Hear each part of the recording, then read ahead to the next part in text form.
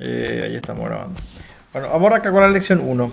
PPT de profesor y algunos materiales de apoyo.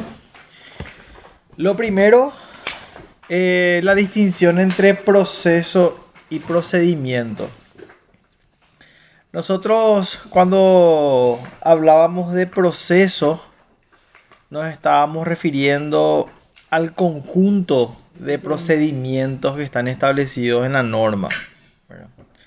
Cuando hablamos de proceso hablamos de ese conjunto de relaciones jurídicas, de ese conjunto de procedimientos entre las partes y los agentes de la jurisdicción. Por supuesto, todas esas actuaciones que hay entre la parte, el Ministerio Público, el juez, el fiscal, bueno, todo ese conjunto de procedimientos vamos a denominarle proceso. La suma de los actos que se cumplen para la composición de la litis, dice Carneluti. Ese es el concepto del proceso. Y cuando hablamos de procedimiento, por supuesto, hablamos de esos actos que componen al proceso, ¿verdad? Es el orden o sucesión de su cumplimiento. O sea, el procedimiento es el proceso en movimiento, lo adentro, vamos a decirle, ¿verdad? En otros términos, el movimiento del proceso de tal manera que entendemos al procedimiento dentro del proceso, siendo el primero el contenido y el segundo el continente. O sea, el proceso es el continente y el procedimiento es el contenido. Eso es importante. Y justamente, ¿verdad? El ejemplo del material dice los incidentes que se plantean dentro del proceso. La primera instancia, la segunda instancia, son todos procedimientos que conforman en su conjunto un proceso.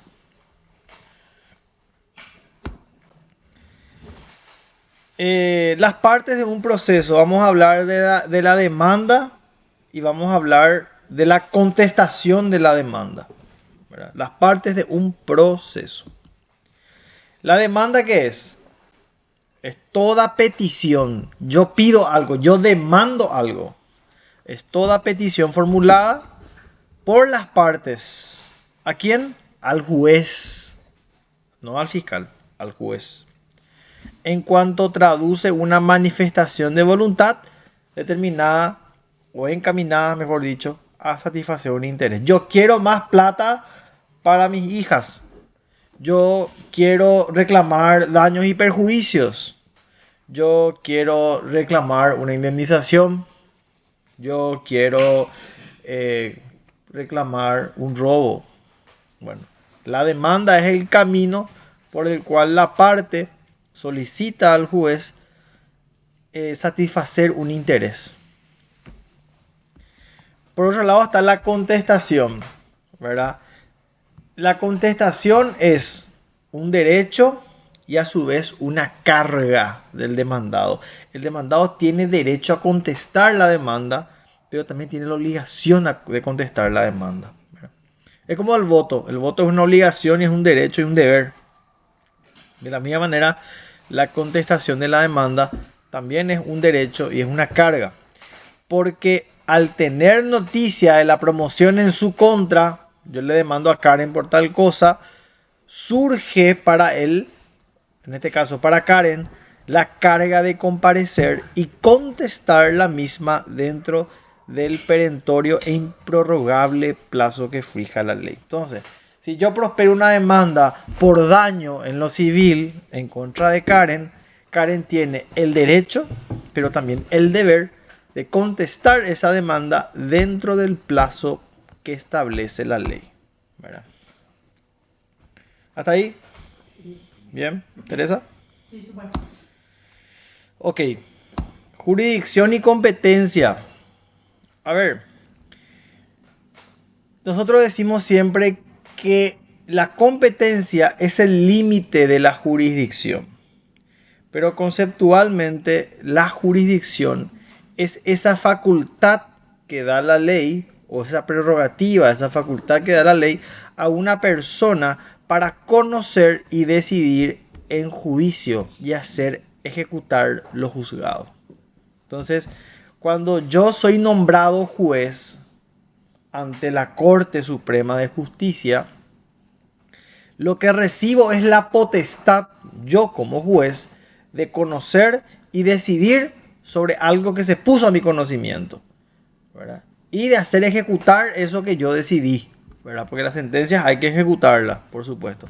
Ese poder, esa potestad, esa prerrogativa es la jurisdicción. Esa jurisdicción tiene que encontrar un límite desde varios planos. Desde el plano geográfico, desde el plano de la materia, desde el plano de la cuantía, desde el plano del turno. Tiene límites. Entonces, esa jurisdicción se ve limitada por la competencia. Por eso es importante distinguir eso. Entonces, jurisdicción es la facultad conferida a los jueces para administrar la justicia en las controversias con relevancia jurídica. Por supuesto, si hablamos de una cuestión médica, el juez es incompetente porque él entiende en cuestiones solamente jurídicas. Es un atributo de la soberanía. De allí que todos los jueces integrantes del Poder Judicial tienen jurisdicción, tienen la jurisdicción. Pero no todos tienen competencia para conocer y decidir. ¿Por qué no todos tienen competencia? Porque el límite de su jurisdicción es la competencia. Yo soy juez en lo penal. Mavi es jueza en lo civil. Karen es jueza en la niñez. Así funciona. ¿Y qué es la competencia? Es el límite de la jurisdicción. Los jueces y tribunales ejercerán jurisdicción dentro de los límites de su competencia, dice el artículo 7 del Código de Organización Judicial.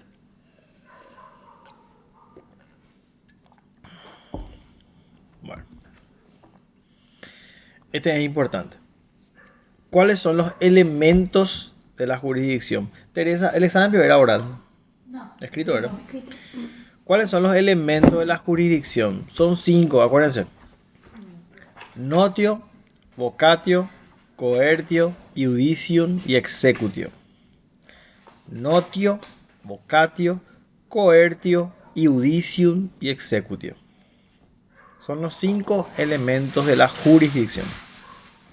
¿Qué es la notio? Es el derecho de conocer una cuestión. ¿Qué decíamos nosotros sobre jurisdicción? Es la competencia o la facultad para entender en una cuestión que es puesta a conocimiento del juez. Bueno, la notio es ese derecho a conocer una cuestión determinada. Yo a través de una demanda que prospera la parte, conozco o se pone a mi conocimiento una cuestión en lo civil, si es mi competencia. La vocatio es la facultad de obligar a las partes a comparecer a juicio dentro del plazo. ¿Se acuerdan? Tomamos nomás como ejemplo, ¿verdad? Es un proceso penal. Porque todos los procesos son distintos.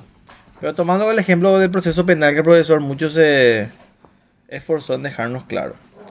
En un proceso penal, ¿cómo arranca el proceso penal? Con la imputación. En realidad arranca con la querella, ¿verdad? Que es la demanda, ¿verdad? La acción penal privada. Bueno, pero el proceso como tal arranca con la imputación. Se da la imputación, inicia el periodo de investigación. ¿Se acuerdan? 6 meses que se puede prorrogar o puede ser más corto, pero el límite es 6 meses. Finalizada la etapa investigativa, decíamos nosotros, tomando más como ejemplo un proceso penal, ya el juez, o mejor dicho, se debería acusar, ¿verdad? Una vez finalizado el proceso. O tomar otras salidas procesales, ¿verdad? Pero vamos a suponer que finaliza el periodo de investigación, los 6 meses, ya la Fiscalía o el Ministerio Público tiene que acusar. Una vez que se configura, se sostiene la acusación, ya hay elementos de convicción. ¿Qué hace el juez? Llama, por supuesto, a juicio oral, ¿verdad? Entonces, esa es la vocatio. El juez le convoca a las partes a un juicio. O cuando hay un divorcio, ¿verdad? ¿Qué hace el juez? Le convoca a las partes al juicio. O cuando hay una sucesión, el juez convoca a las partes, ¿verdad? Que se presenten aquellos que dicen ser los herederos en el marco de este juicio sucesorio. Esa es la vocatio, la facultad de obligar a las partes a comparecer. La coertio. Coertio viene de coerción.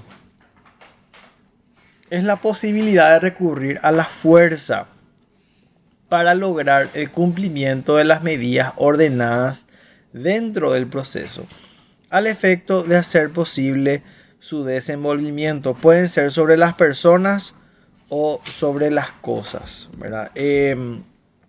A ver, se me ocurre una medida cautelar dentro del proceso, ¿verdad? Prisión preventiva, yéndose a lo penal. Bueno, entonces se recurre a la fuerza, se ordena la detención de la persona, se ordena el embargo preventivo de los bienes. Bueno, ¿en virtud de qué un juez puede ordenar el embargo, la prisión preventiva, la prisión domiciliaria? Puede ordenar medidas de mejor proveer para un menor. Bueno, en virtud de su coertio, ¿verdad? Puede recurrir al uso de la fuerza. Se le prohíbe a esa persona que salga del país durante el proceso. La iudicium consiste en la facultad de dictar sentencias poniendo término a la litis. Esto es muy importante porque el último procedimiento dentro de este proceso es la sentencia. La sentencia es ese momento o es ese pronunciamiento del juez que pone fin al proceso, ¿sí? Con carácter definitivo. ¿Por qué? Porque las sentencias son definitivas, es decir, con efecto de cosa juzgada. Esa es la iudicium, la capacidad de dictar sentencias. Y la executio es el poder para ejecutar las sentencias, que son las resoluciones judiciales. Por ejemplo, en un juicio ejecutivo, que bueno, hay un pagaré por medio, que ordena al juez, ¿verdad?, que se liquide los bienes que fueron embargados para que el acreedor pueda cobrar la obligación que no fue cumplida por el deudor, ¿verdad? En la sentencia sobre adjudicación, por ejemplo, de una herencia, si no hay acuerdo de las partes, bueno, que se remate todo y que se reparta el dinero entre los herederos, ¿verdad? Esa es la executio, ¿verdad? Es la facultad de ejecutar que tiene el juez sus resoluciones judiciales. Gracias, Teresa, ¿verdad? También se denomina imperium. Entonces, cuando hablamos de los elementos de la jurisdicción, vamos a hablar de la notio, de la vocatio, de la coertio, de la iudicium y de la executio. Bien. Decíamos, la competencia es el límite de la jurisdicción, pero hay varios planos de esos límites. O sea, existen límites de la jurisdicción en razón del territorio. El juez penal de la capital. Existen límites en razón de la materia. El juez civil, el juez laboral, el juez penal, el juez de la niñez.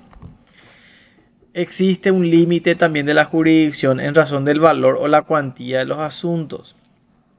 Había dicho no sé quién. En lo civil, por ejemplo, ¿verdad?, están los juzgados de paz que atienden cuestiones, por ejemplo, en términos patrimoniales de hasta 30 millones de guaraníes.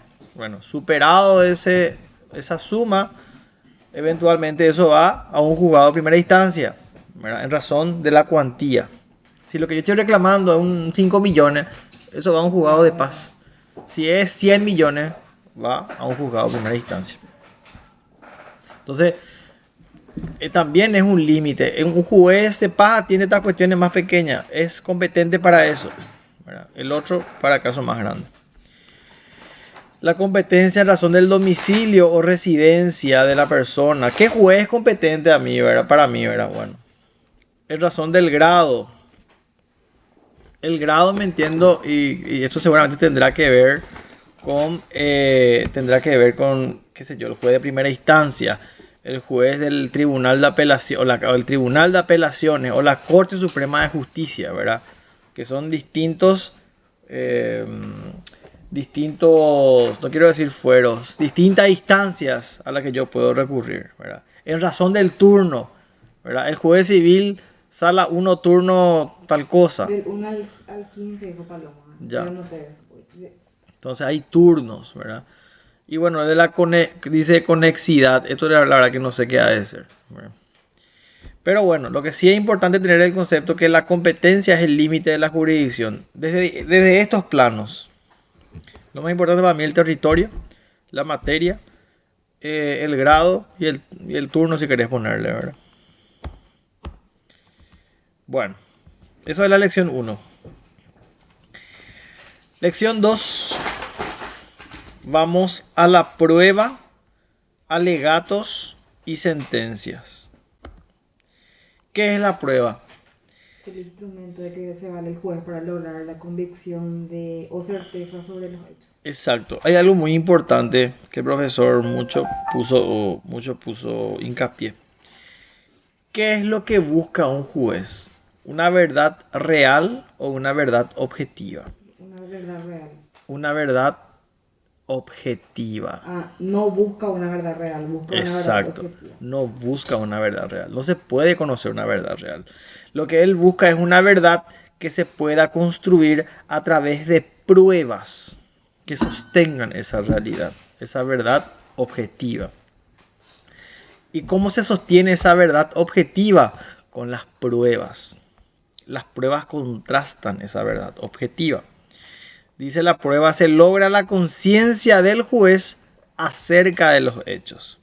Tiene una estrecha relación con la teoría del conocimiento, representa o actualiza al pasado. ¿Por qué? ¿Por qué dice al pasado? Porque el juez en el presente resuelve una cuestión pasada con pruebas del pasado. Pero en el presente toma, recoge, ponen a su conocimiento cuestiones pasadas, ¿verdad? O sea, podemos decir entonces que confirma o desvirtúa una hipótesis. Una hipótesis, sí. Con pruebas presentes que acreditan hechos pasados. Y la teoría del conocimiento plantea estas variables: un sujeto cognoscente y un objeto cognoscible. Entonces, esa relación entre el sujeto y el objeto es lo que ayuda al juez a que tome conocimiento de esa verdad objetiva. Entonces, la prueba es la actividad procesal del juez y las partes dirigidas ¿a qué?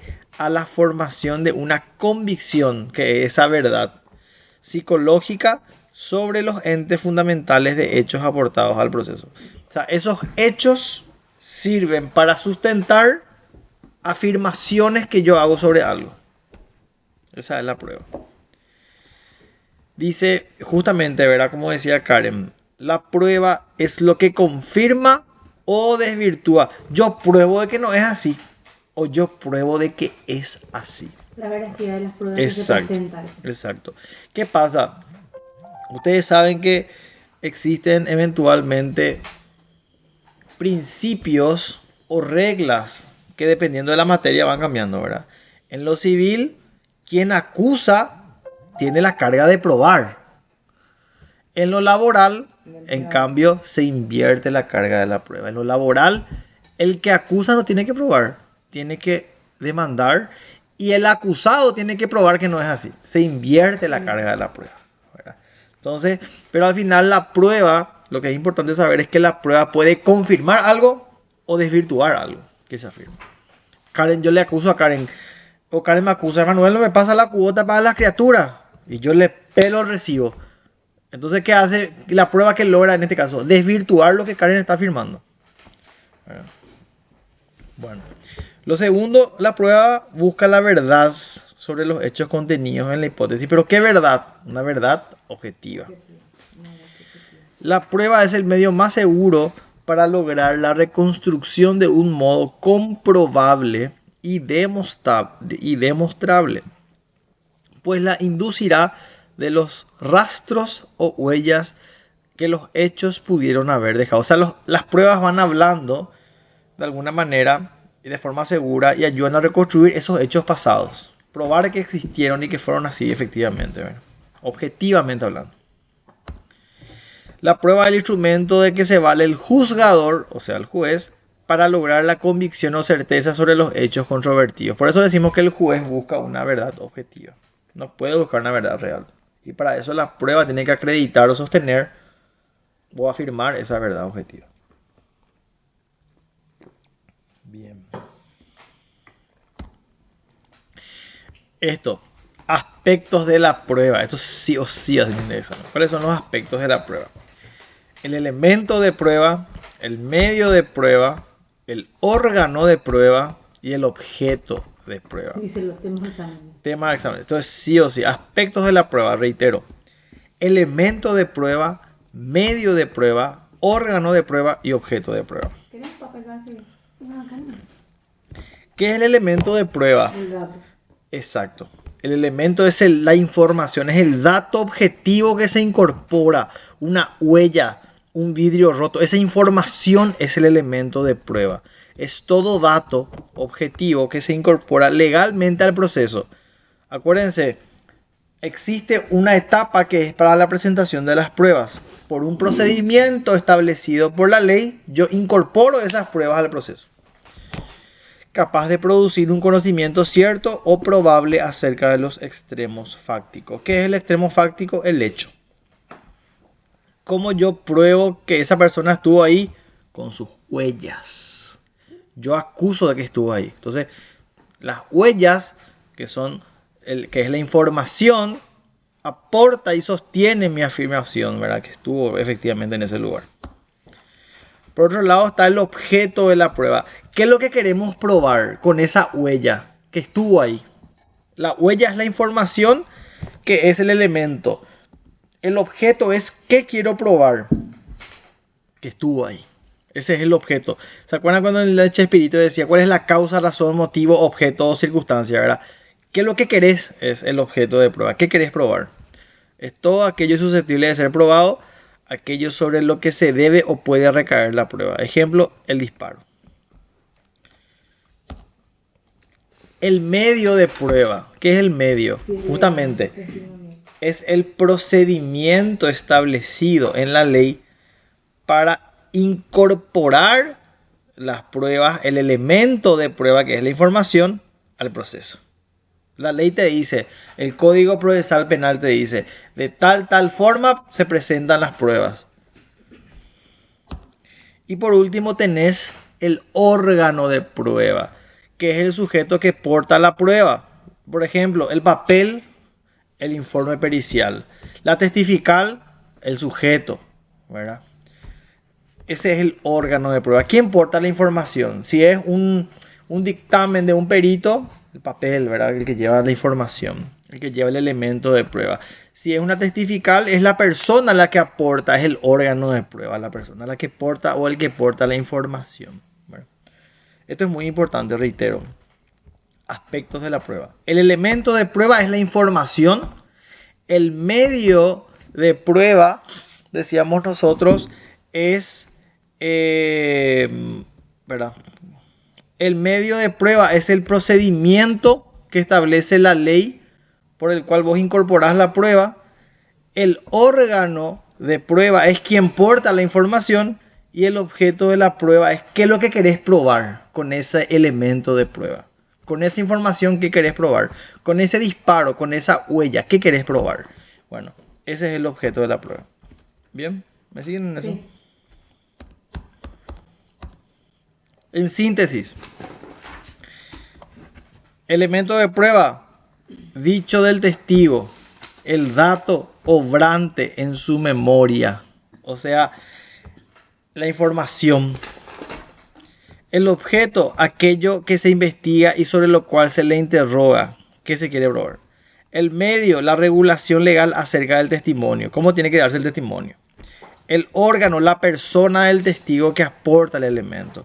¿Por qué el órgano es la persona? Porque es el que porta la información. ¿Qué es el medio? ¿Cómo se incorpora la prueba al proceso? ¿Qué es el objeto? ¿Qué se quiere probar? ¿Y qué es el elemento? La información. Bueno, ahora vamos a los alegatos. ¿Qué son los alegatos?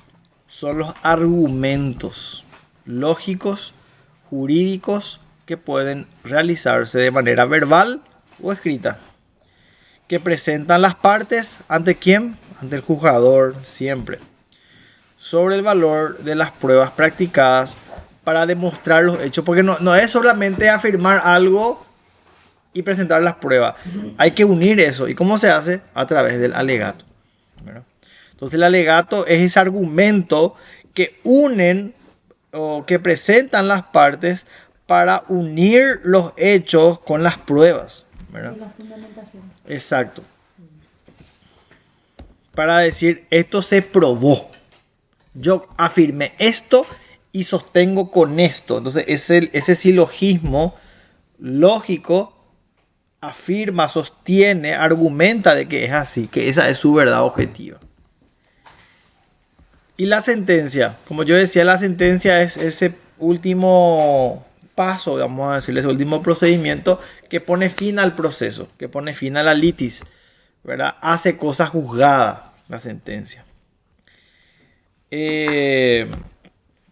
Dice respecto del fundamento, naturaleza y función, describe el procedimiento mental del juez. ¿Por qué dice eso? Porque la prueba tiene partes, ¿se acuerdan? Resultando, considerando y resuelve.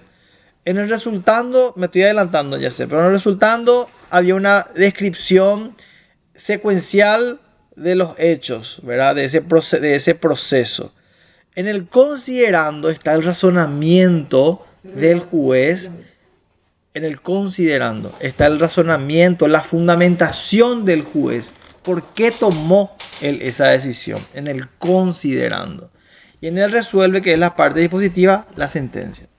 Yo tengo 4 partes acá.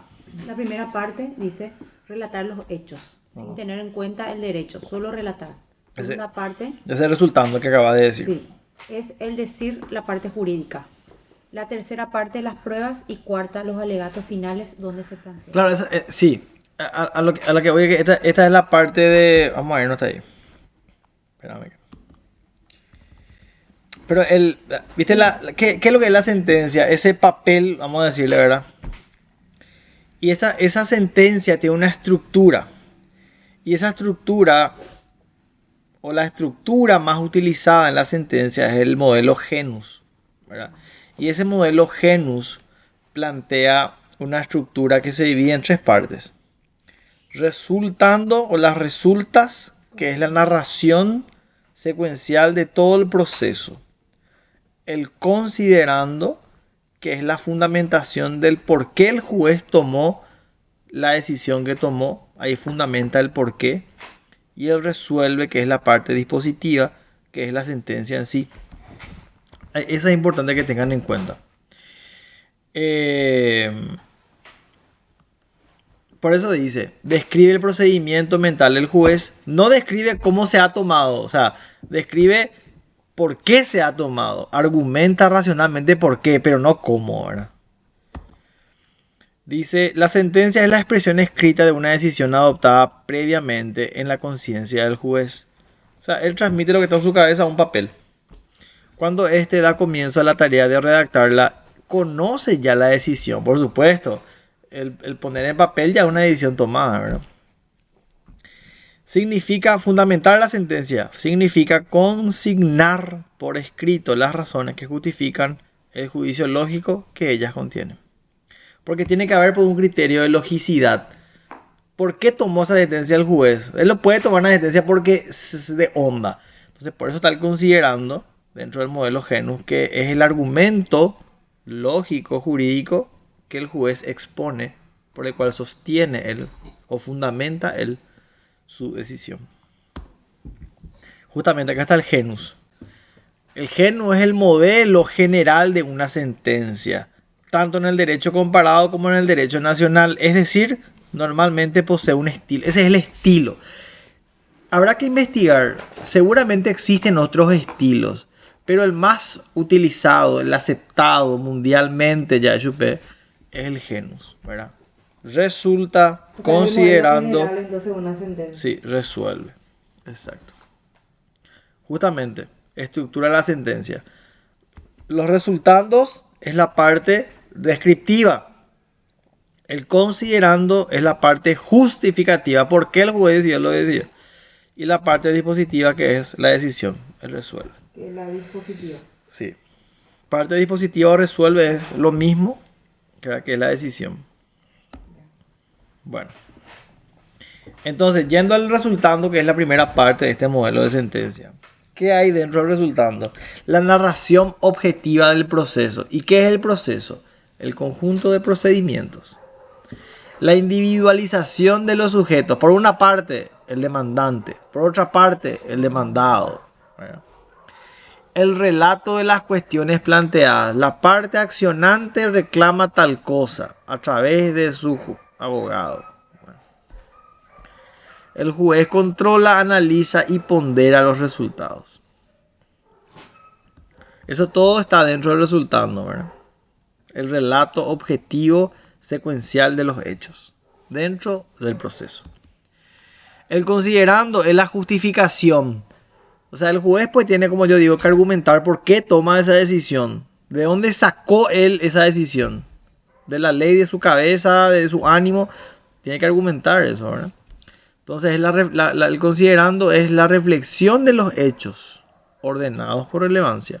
Es la comprobación de los hechos, porque él tiene que basarse, como nosotros decimos, ¿qué busca el juez? Una verdad objetiva. ¿Y cómo se construye una verdad objetiva? A través de pruebas o a través de pruebas que sustente alegatos o afirmaciones, ¿verdad? Entonces es la comprobación de los hechos. Y por supuesto, si vos subsumís eventualmente el hecho en la norma, vas a tener tu síntesis, ¿verdad? La premisa mayor siempre es la norma. La premisa menor siempre son los hechos. Y bueno, la síntesis ya es la subsunción, la sentencia. Integrar los hechos con el derecho. Exacto, integrar los hechos con el derecho es la subsunción jurídica. ¿Verdad? Siempre tu premisa mayor va a ser la norma. Siempre, siempre. Podemos decir que la tesis es la norma, la antítesis son los hechos y la síntesis es la sentencia. O es la Decisión final. decisión final.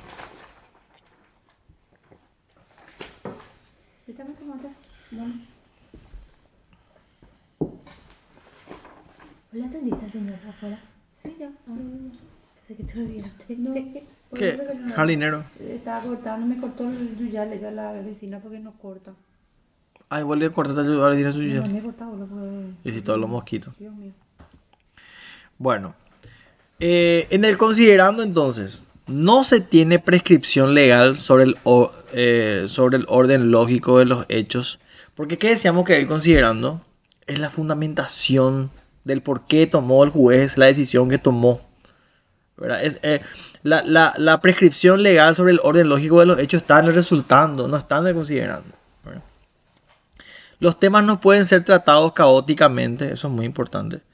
Se pueden anticipar la conclusión y posteriormente justificarlo, ¿verdad? O sea, uno ya leyendo el considerando ya sabe hacia dónde se va el juez.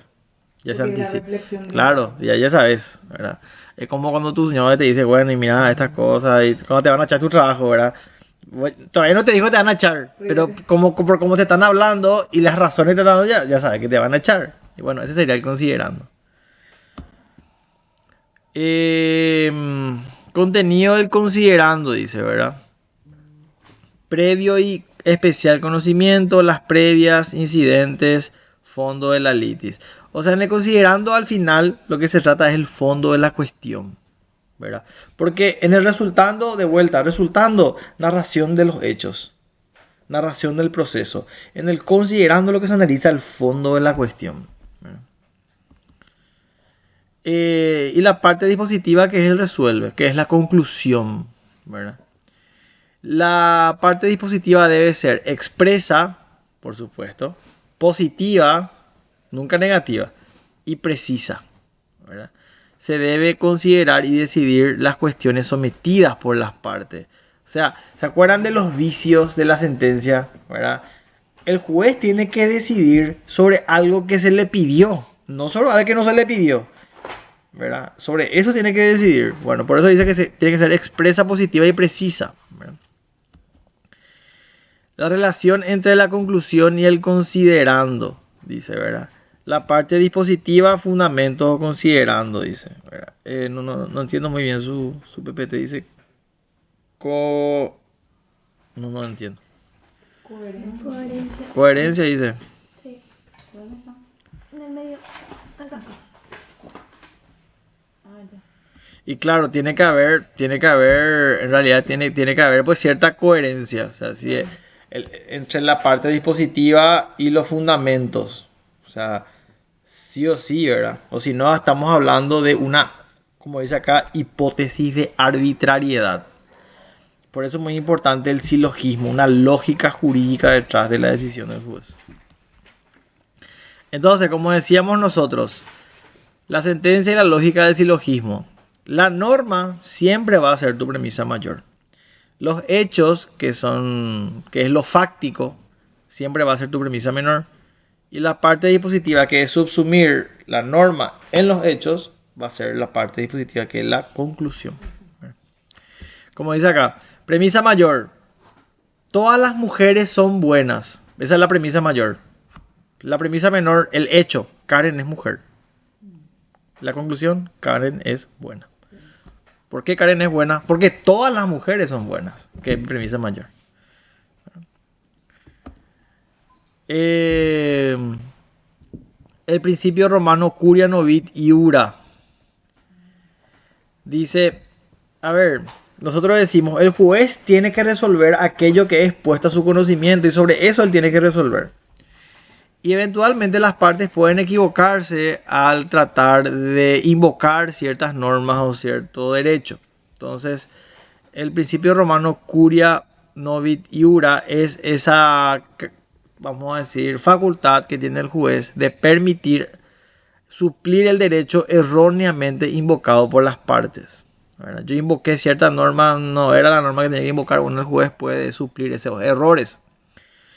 ¿Por qué es importante esto mencionar? Porque el juez no puede tratar aquellas cuestiones ni intentadas por las partes ni discutidas, pero sí puede suplir ese derecho mal invocado. Eso sí puede hacerlo, ¿verdad? Él no puede irse él no puede resolverse una cuestión fáctica no puesta a su conocimiento, pero sí puede suplir una norma mal invocada. Ese es el principio curia novit iura. Bueno. Planos de la sentencia y su contenido. Dice, consideraciones previas. Aplica el orden jurídico y otros elementos, costumbre, doctrina, jurisprudencia. No trabaja con un ser puro, o sea, los jueces pues tienen ya sus propias prerrogativas, sus propias conciencias, sus propios preconceptos, ¿verdad? El pensamiento del juez está permeabilizado por las perspectivas y nociones jurídicas y axiológicas. Él maneja su propia escala de valores. Habrá jueces más progresistas, otros jueces menos progresistas, más conservadores. Bueno. Para determinar los hechos que integran las conductas jurídicas relevantes, valora para calificar, dice, ¿verdad? La relevancia y calificación no son datos empíricos, sino resultado de poner al mismo tiempo que extraer determinados valores. Lo axiológico entonces son los valores, los principios del juez. Sí. Tiene que ver esto porque el juez pone una computadora que vos ingresás información y te saca un resultado. O sea, eso hace la calculadora. La calculadora no tiene sentimiento, pero el juez sí. Entonces la conclusión es que la interpretación no solo es cognoscitiva, o sea, no es puramente contrastar normas con hechos, sino que es valorativa también. ¿Por qué? Porque el juez maneja una escala axiológica. Y acá están los planos de la sentencia. El plano lógico, normativo, fáctico, lingüístico y axiológico. Son los planos de la sentencia. Cuando nosotros hablamos del plano lógico, estamos hablando de ese silogismo que mencionábamos, ¿verdad? Exacto. A través de este plano se pretende formar un razonamiento para llegar a una conclusión por medio del silogismo. ¿Se acuerdan que en lógica jurídica hablábamos de esas reglas de Por ejemplo, razón suficiente, tercero excluido, principio de contradicción. ¿Se acuerdan de eso? Bueno, esos son los silogismos, ¿verdad? El plano normativo, dice, consiste en la determinación de las normas del ordenamiento jurídico. Por supuesto, ¿qué normas yo puedo aplicar a estos hechos? ¿Qué normas son aplicables a los hechos? ¿Verdad? El plano fáctico es aquel que dentro del razonamiento judicial implica el estudio de los hechos. ¿Y cómo se sostienen los hechos? Con las pruebas. El plano lingüístico, la forma en la que se expresa el juez. Claro, él tiene que utilizar un buen lenguaje, ¿verdad? Tiene que ser su sentencia clara, precisa, ¿verdad? No puede ser ambiguo y divagarse, ¿verdad? ¿Por qué? Porque la sentencia se vuelve ineficiente e ineficaz. Tiene que ser expreso, claro y preciso. Por eso el plano lingüístico es importante. Y el plano axiológico, como decimos, cada juez tiene una escala de valores distinta, unos preconceptos distintos, inclinaciones distintas. O sea, es el plano que se refiere a la decisión del juez en función de su eficacia y validez dentro del ordenamiento jurídico. La axiología se define como la rama de la filosofía o del pensamiento que se ocupa de la teoría de los valores, ¿verdad? Para mí, robar está mal. Pero para otro, en razón de su condición económica o de su condición social, puede ser válido, puede ser permitido. Para mí prostituirse está mal, pero para otros, en razón de su pensamiento, cada uno hace con su cuerpo lo que quiere. Entonces, te das cuenta, manejamos escalas diferentes, ¿verdad?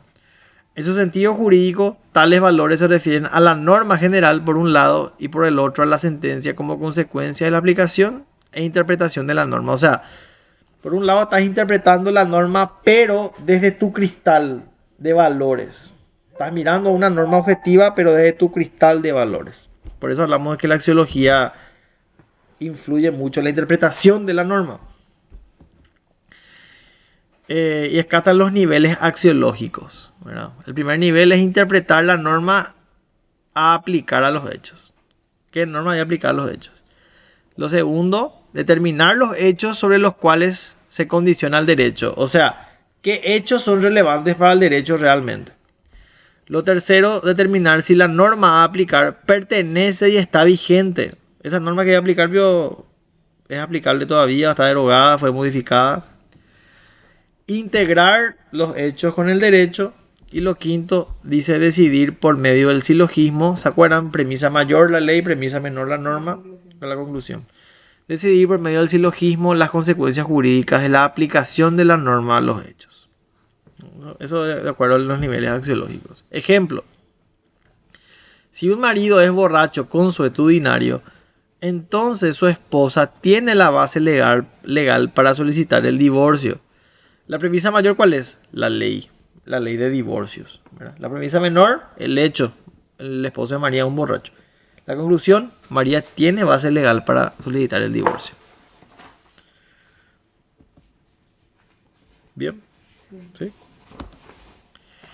Controles sobre la sentencia. Hay principalmente 3 controles que se realizan sobre una sentencia. El control de normatividad, el de veracidad o realidad y el de logicidad. Cuando hablamos del control de normatividad, dice que el control de normatividad es la apreciación crítica de la interpretación suficiente y válida de preceptos normativos. O sea, qué norma interpretamos y cómo la interpretamos y cómo la aplicamos. La doctrina, la jurisprudencia y otras fuentes en que se funda la decisión del caso y que descartan la sola voluntad del juez. O sea, el juez, pues como nosotros decimos, tiene que fundamentar su decisión. ¿Por qué tomó la decisión que tomó? Y se tomó esa decisión en base a estas normas, a esta doctrina o a esta jurisprudencia, ¿verdad? Él toma esos fundamentos y resuelve en base a eso. Entonces ese es el control de normatividad. El juez invocó una norma que no está vigente. Entonces el control de normatividad, a través de ese control de normatividad, va a poder evidenciarse de que la norma aplicada no está vigente o no es aplicable, sencillamente, ¿verdad? El control de veracidad o realidad es la apreciación de lo fáctico, que son los hechos. dice que integran las conductas planteadas, alegadas y probadas en el proceso y su concordancia con la plataforma fáctica considerada en la sentencia. O sea, los hechos sobre los cuales el juez está aplicando el derecho fueron suficientemente probados, están probados realmente. Entonces, eso se logra a través del control de realidad o el control de veracidad, ¿verdad? El juez no puede tomar decisiones o basar su sentencia sobre hechos alegados y no probados, por supuesto, ¿verdad?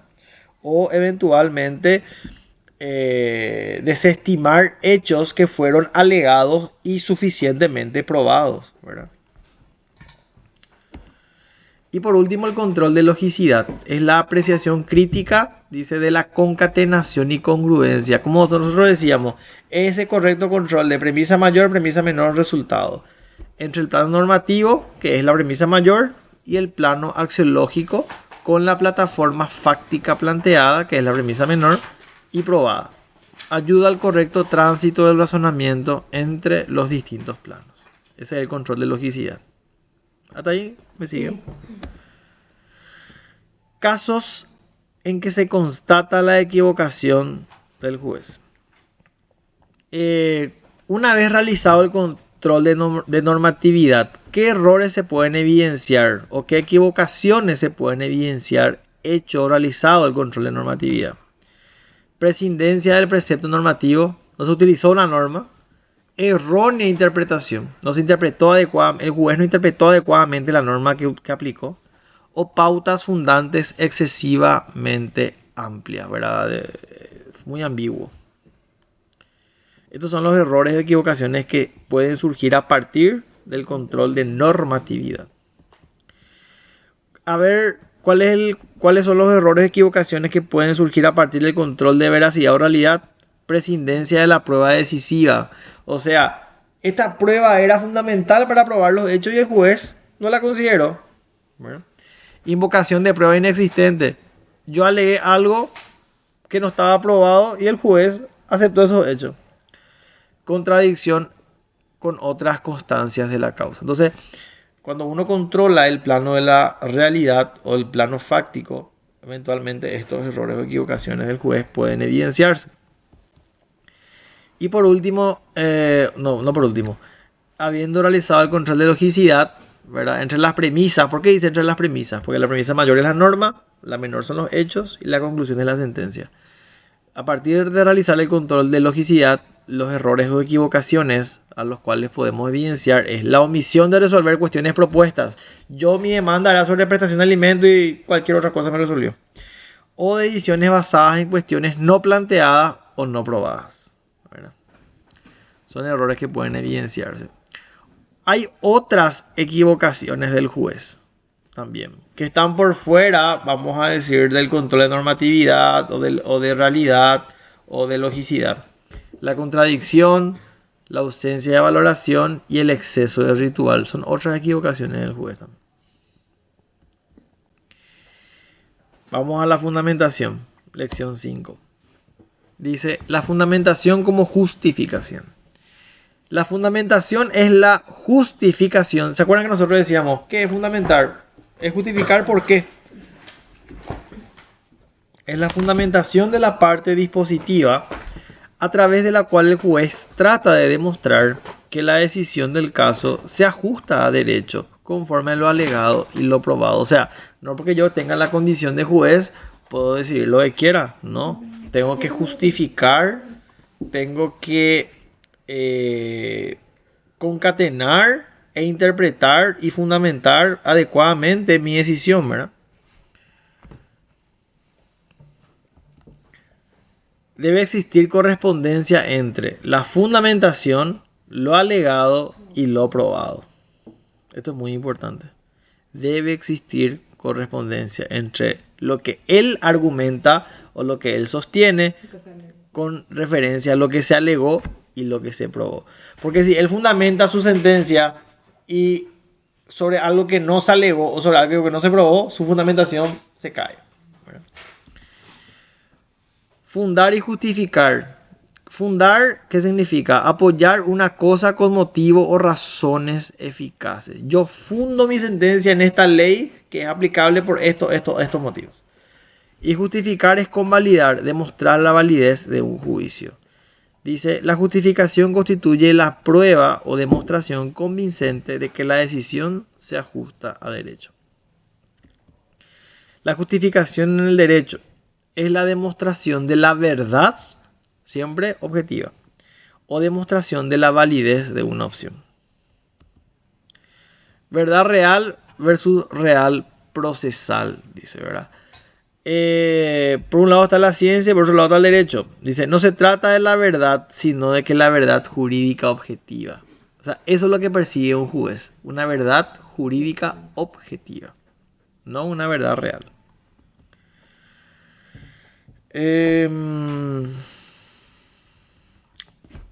Los distintos tipos de fundamentos. A ver, ¿qué era el fundamento? Es las razones que expone el juez, la justificación que expone el juez de por qué tomó esa decisión. Ese es el fundamento. Él puede fundamentar de distintas formas. El fundamento puede ser normativo, puede ser el fundamento de equidad, el fundamento teleológico, que es el de la finalidad, el axiológico, el sociológico, el psicológico y el económico. Son distintos tipos de porqués con los cuales él puede fundamentar su sentencia. Y ahora vamos a ver los distintos tipos de argumentos. Esto es muy importante. Por un lado, y son varios, ¿verdad? Vamos a empezar con cada uno. Pero en realidad vamos a empezar por el concepto del argumento, ¿verdad? ¿Qué es lo que es el argumento? Yo digo, Karen es mala. Es mala porque me pega, porque no me prepara la comida, porque no me habla y porque tal cosa. Bueno, ese es mi argumento para decir que Karen es mala.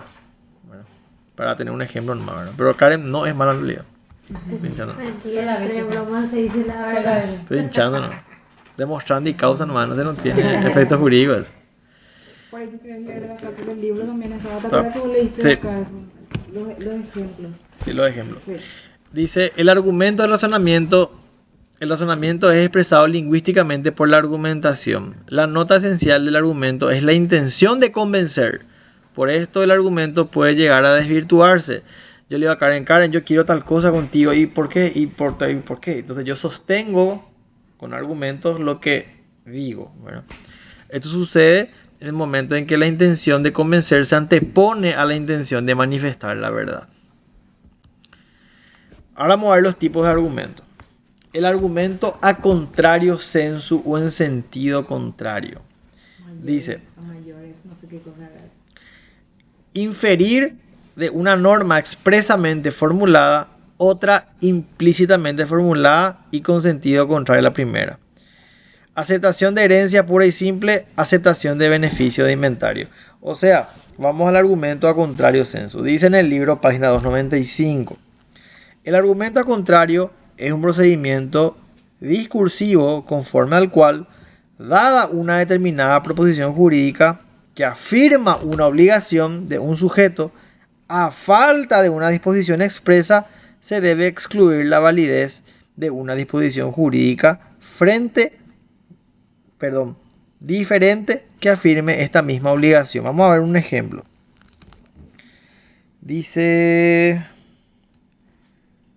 Había un ejemplo, ¿verdad que?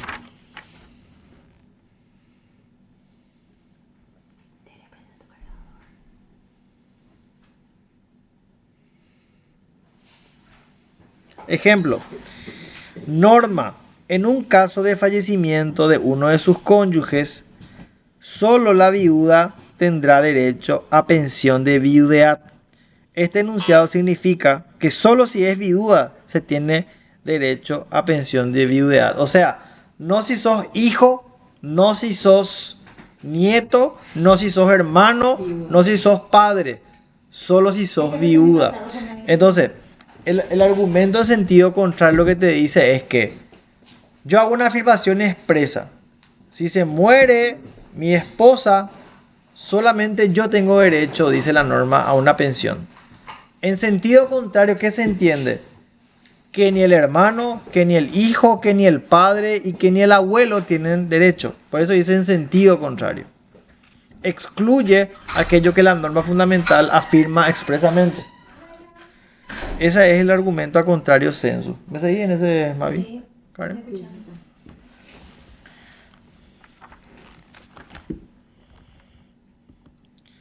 El argumento de causalidad, que es el argumento causal, pretende razonar la existencia de una causa para determinar el efecto, dice. ¿Verdad? Vamos a ver el argumento de causalidad.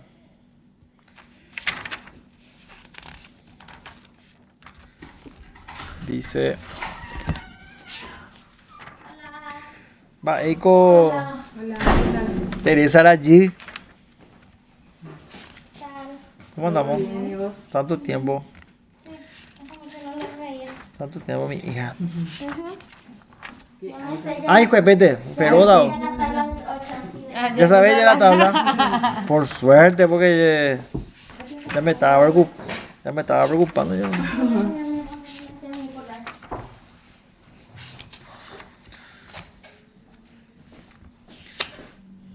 O sea que no encuentro que el argumento de causalidad. De causalidad. No estaban todos los argumentos ahí. La libra. Porque está. Ahí no está en ese cuadernito que tengo. No, para mí que ha de ser este de asímil es de causalidad. Acá hay los argumentos que yo tengo. Pero, ven acá. ¿Está? Alvarito. Sí, acá está. El argumento de causalidad. Quiero leer más largo para entender. Dice, el argumento causal pretende razonar la existencia de una causa para determinado efecto. Es decir, este tipo de argumento establece una relación de necesidad entre la causa y el efecto. De modo que si la causa que se da es imposible que no se produzca el efecto. Y si no hay efecto es porque no hay causa. Dado el efecto, es necesario que se haya producido la causa. Tradicionalmente, esta relación fue formulada como principio racional, el principio de causalidad, al que se supuso un valor universal, extendiendo la necesidad de tal relación entre la causa y el efecto a todo ámbito de realidad. O sea, sería, yo hoy te propongo matrimonio porque te amo. O sea, la causa de proponerte matrimonio es el amor. Entonces, ese es el argumento de causalidad. Hoy yo planteo una demanda por prestación a causa de que no me estás pasando el dinero. Entonces, ese es el argumento de causalidad. Por eso que dice, pretende razonar la existencia de una causa para Claro, determinar. hay un motivo, un por qué yo estoy tomando este tipo de decisión o este tipo de argumentación o estoy sosteniendo estos hechos. El argumento por analogía. La analogía pues la comparación. Consiste en la observación de los caracteres comunes que poseen dos hechos. O sea, señor juez, si en este hecho que decidiste hace 2 años, en el cual A le disparó a B y le diste 15 años, en este caso que te presento hoy, que se dieron las mismas circunstancias, por analogía tenés que tomar la misma decisión. Ese es el argumento por analogía. Se pasa a la afirmación de otro carácter común que ha sido observado solo en uno de ellos, basada en la semejanza enteramente conocida de una cosa y otra cosa conocida solo en parte. Se abstraen mentalmente dos situaciones para llegar a una conclusión. La conclusión es posible y no forzosa. O sea, el argumento por analogía es, señor juez, en su sentencia del 2022 sobre un hecho de homicidio de un marido contra su esposa, en tales circunstancias usted el marido le condenó a 20 años de cárcel. En este caso que hoy yo presento en mis alegatos finales, solicito la misma pena por este hecho, el cual coincide con las mismas características. Un esposo que asesina a su esposa en las mismas circunstancias o similares, por lo cual solicito la misma sentencia. Argumento con eso. Después está el argumento de dice por complementariedad. Significa que los principios no se presentan aislados unos de otros, sino fuertemente enlazados o unidos principalmente por los más importantes, implican o suponen la existencia de otros que son complementarios o consecuenciales. Ejemplo, el principio de economía supone necesariamente la existencia de principios como los de impulso procesal, concentración, celeridad, preclusión, conservación, saneamiento, etc. O sea, el principio de complementariedad lo que te dice es, en un proceso penal adolescente, ¿verdad? En un proceso penal adolescente, o en un proceso en donde un juez de la adolescencia tiene que resolver sobre una cuestión relacionada en perjuicio de un menor. El juez tiene que resolver rápido, ¿verdad? Y por este principio de complementariedad lo que dice es que hay otros principios que tienen que acompañar a estos otros principios para que se cumpla la finalidad. O sea, tenemos que hablar de una economía procesal. ¿Qué es economía procesal? Que sea rápido, que sea fácil. ¿Y cómo se logra esa economía procesal? Porque hay un principio que es el de impulso procesal, o sea, no dar vueltas sobre cuestiones jurídicas. Un principio de concentración, que es que ambas partes concurran ante el juez. De celeridad, que el juez resuelve en ese momento, no hay que resolver en 5 días, ¿verdad? Un principio de preclusión, que es el principio que cerrada la etapa, ya no se puede volver atrás, solamente se sigue hacia adelante. Y bueno, este argumento de complementariedad lo que te dice es que los principios o las acciones se complementan para servir a un todo o a algo más. El principio sistemático dice, la argumentación sistemática. La interpretación sistemática es aquella que se intenta dotar a un enunciado de comprensión dudosa de un significado sugerido o no impedido por el sistema jurídico del cual forma parte. Por esta razón, el concepto de argumento sistemático reenvía automáticamente al concepto de sistema o cuerpo normativo. ¿Cómo funciona nuestra norma? ¿Qué es lo que hacen los pastores de las iglesias? Como dice en Juan capítulo tanto y en el Salmo 140 y en el Apocalipsis, utiliza el sistema de la Biblia para sostener un argumento. Entonces yo digo, el aborto tiene que castigarse porque el artículo 4 de la Constitución, el 109 del Código Penal, el Pacto de San José de Costa Rica y tal cosa, y la jurisprudencia de tal cosa. El argumento sistemático. ¿Entendés? Lo que hago es, esto supone, dice, el principio de que no pueden existir normas contradictorias entre sí. Es decir, el carácter sistemático del ordenamiento jurídico y el principio de coherencia inherente al mismo. O sea, la ley pues no se puede contradecir. El Código Penal pues no puede ir en contra de lo que dice la Constitución, ¿verdad? Ni la sentencia en contra del Código, ¿verdad? Entonces, con este argumento yo sostengo que matar es malo, porque el Pacto de San José, porque los derechos humanos, porque la Constitución, porque el Código Penal, porque la ley de la familia, porque el derecho canónico es un sistema de normas que va en un sentido, y con ese argumento sostengo mi afirmación. Bien. Después está el argumento de razón suficiente. Dice, todo juicio para ser verdadero ha menester de una razón suficiente. Por razón de un juicio se entiende lo que es capaz de acreditar lo enunciado en el mismo. O sea, es lo que es. ¿Se acuerdan ese principio de identidad que dábamos en lógica jurídica, ¿verdad? La cosa es y no puede ser otra cosa. Es lo que es. Esta razón es suficiente porque es lo que es. Cuando basta por sí solo para preservar de apoyo completo a lo expresado y no hace falta nada más para que el juicio sea plenamente válido y verdadero, ¿verdad? Es lo que es. No hace falta la ley. ¿Hace falta argumentar la ley? No, ¿verdad? Ese es el principio de razón suficiente. La ley es la ley y se aplica. No hace falta probar por qué se aplica la ley, ¿verdad? La ley es la ley. Es lo que es. Después está el apológico por el absurdo, Dice, el argumento apológico se define en el mundo del derecho como aquel argumento que permite rechazar una interpretación. Tengo que agarrar mi batería. Déjame un ratito. Un ratito. ¿Vos tenés batería? Sí,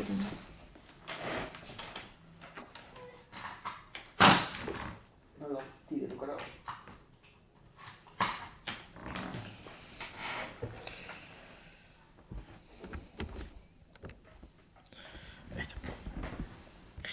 Argumento apológico por el absurdo. Decía, el argumento apológico se define en el mundo del derecho como aquel argumento que permite rechazar una interpretación de un documento normativo de entre los teóricamente posibles por las consecuencias absurdas a las que conduce. O sea, podemos decir, por ejemplo, no se puede pretender multarles a todos los paraguayos que no vayan a votar en las elecciones del 2028. Porque sería ridículo e imposible aplicar una ley como esa. Entonces, es la ley del absurdo. No podemos nosotros indicar a todos los alumnos que copian en los exámenes eventualmente o que hacen firmar las listas por sus otros compañeros como producción de documentos no auténticos, porque como decía ese tipo, estaríamos todos presos, ¿verdad? Entonces, ese es el argumento apológico por el absurdo, ¿verdad? O esa señora que robó la gallina, ¿verdad? Si vamos a aplicar, o que robó la mandarina, si vamos a aplicar la figura del hurto, eventualmente a toda persona que desprenda una mandarina de un árbol, vamos a estar todos presos, ¿verdad? Ese es el argumento apológico por el absurdo. El argumento de coherencia o congruencia, dice, basado en el principio de inviolabilidad de la defensa en el juicio de las personas y los derechos y el principio lógico de no contradicción. Consiste en la correspondencia inmediata y necesaria entre las sentencias y las pretensiones deducidas por las partes. Claro, tiene que haber pues, una congruencia. Yo le pedí A al juez y el juez tiene que responderme sobre A, no sobre B ni sobre C. Entonces, tiene que haber una congruencia, ¿verdad? Y de la misma manera, si yo solicito algo al juez, las pruebas que arrimo sobre esa afirmación tienen que estar relacionadas con los hechos. Si los hechos son A, las pruebas tienen que soportar a A. No tienen que ser pruebas sobre B. Había otro más, que es el a fortiori. Sí. Ese es muy importante. Sí. El argumento a fortiori. Vamos a ponerlo en estos términos. El argumento a fortiori se divide otra vez en dos clases de argumento a fortiori, ¿verdad? Con mayor razón significa a fortiori, ¿verdad? Si está permitido lo más, está permitido lo menos, ¿verdad? Eso dice el argumento a fortiori. Si está permitido cobrar intereses de hasta 29% anual, por supuesto que está permitido cobrar intereses de 15, de 18, de 20 y de 23. Si está permitido lo más, está permitido lo menos. Y el otro tipo de argumentación a fortiori o con mayor razón es, si está prohibido lo menos, por supuesto que está prohibido lo más.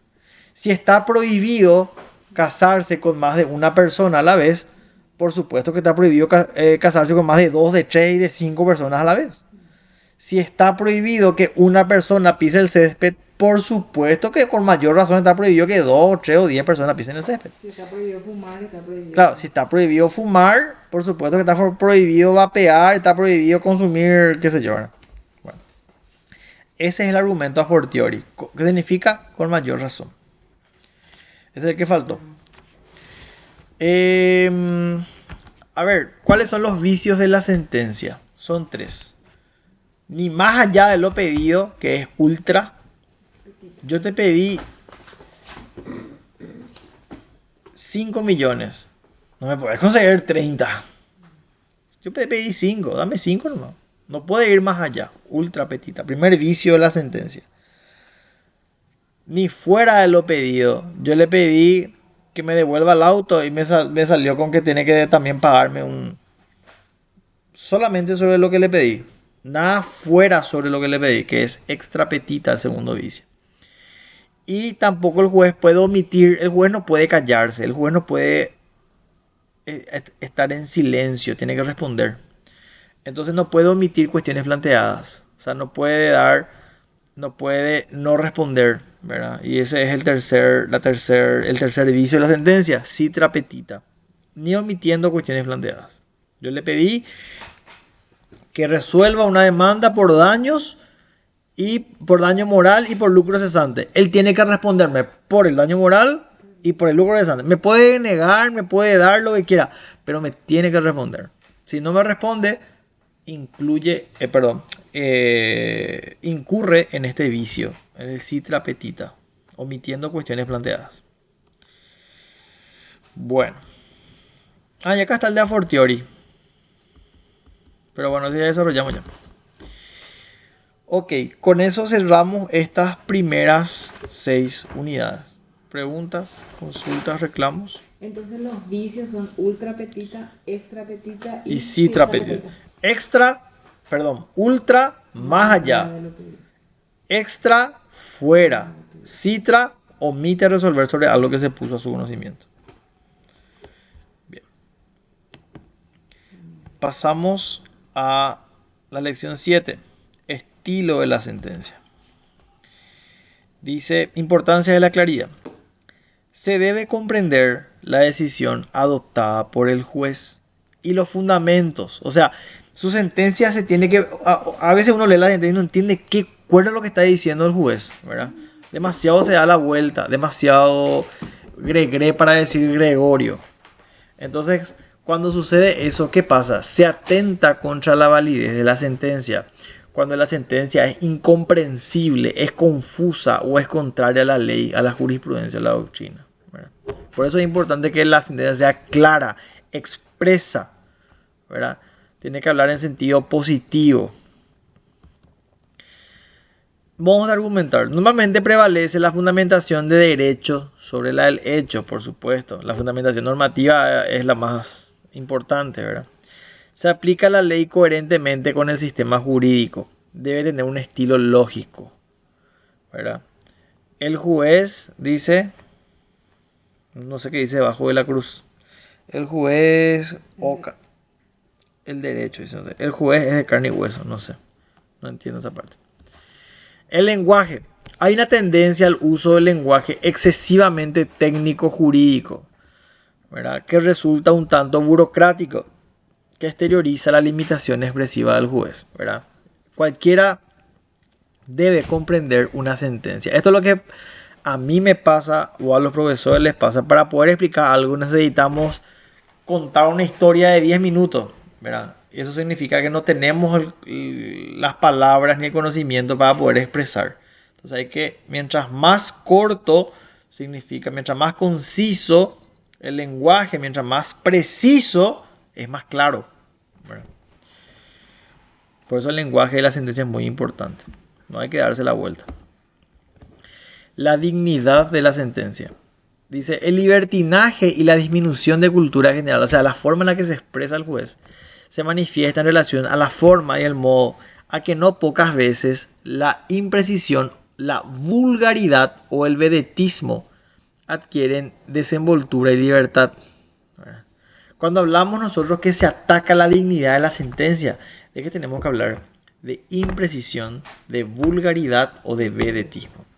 La magistratura no ha resultado inmune a esta involución, razón por la cual las cámaras y tribunales deberían constituirse en barreras infranqueables a esto, manteniendo la dignidad formal de su pronunciamiento. Voy a hacer una comparación. Cuando antes se daba esta noticia en el noticiero, ¿no te acuerdas lo que era? Todos con corbata, perfectamente, dando las noticias correctamente, hablando en un idioma formal. Hoy, ¿cómo se da la noticia? Y ese como le da, bueno, esa es la vulgaridad o el vedetismo, ¿verdad? La sentencia no puede caer. Un libro, tu libro tiene que hablar en un lenguaje técnico, ¿verdad? Tu libro no puede decir, y porque viste que el juez, ¿verdad? No puede hablar en esos términos. Entonces, la sentencia no puede caer en esas vulgaridades, ¿verdad? La magistratura dice no ha resultado inmune a estas involuciones, como la música, cada vez se degrada más, ¿verdad?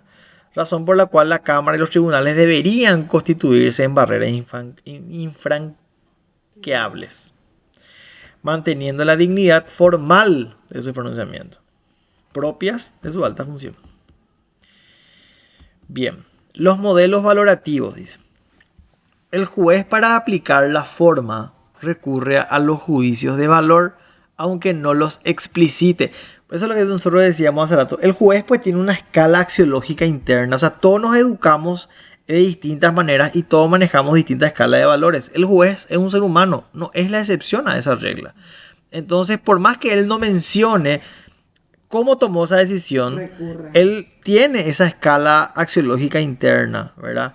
Aunque no lo explicite en su sentencia. Una vez probados los hechos, debe calificarlos. O sea, para algunos jueces, perdón por el ejemplo, ¿verdad? Para algunos jueces, quizás el adulterio es algo gravísimo. Y para otros es algo normal, ¿verdad? No son tan exagerados. Los estándares legales de conducta, Legal Standard of Conduct, son modelos generales de comportamiento social jurídicamente relevantes, diferentes a otros modelos particulares que son las normas jurídicas. Estándares legales de conducta. Interés del juez y del jurista.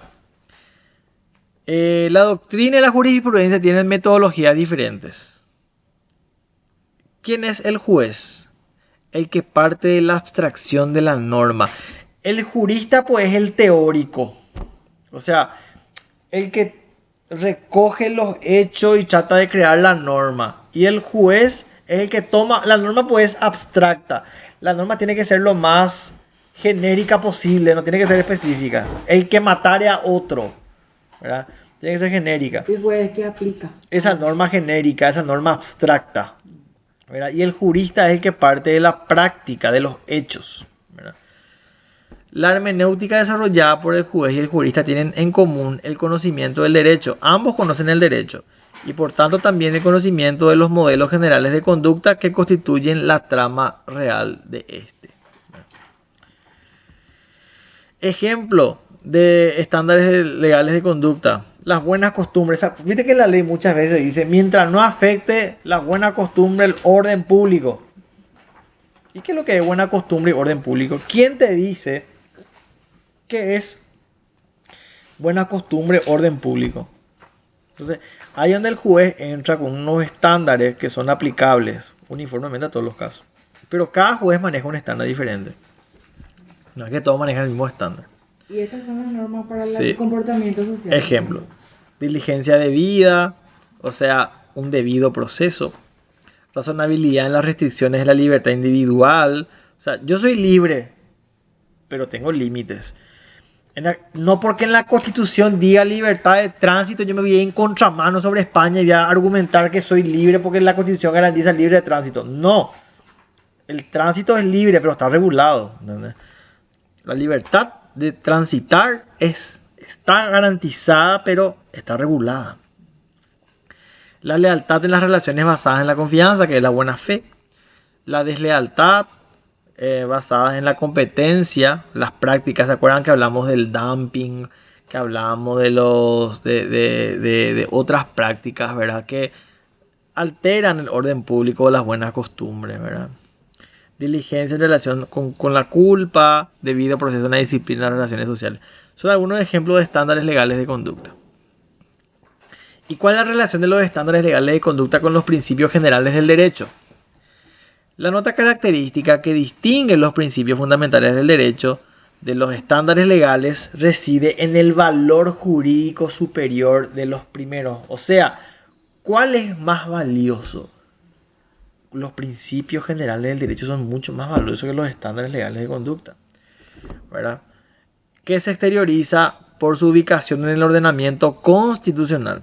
Los principios fundamentales superiores, como la libertad y la igualdad ante la ley, son ampliados mediante los estándares valorativos como instrumentos autónomos. O sea, el cimiento, la base, son los principios generales del derecho. Sobre esos principios operan los estándares legales de conducta.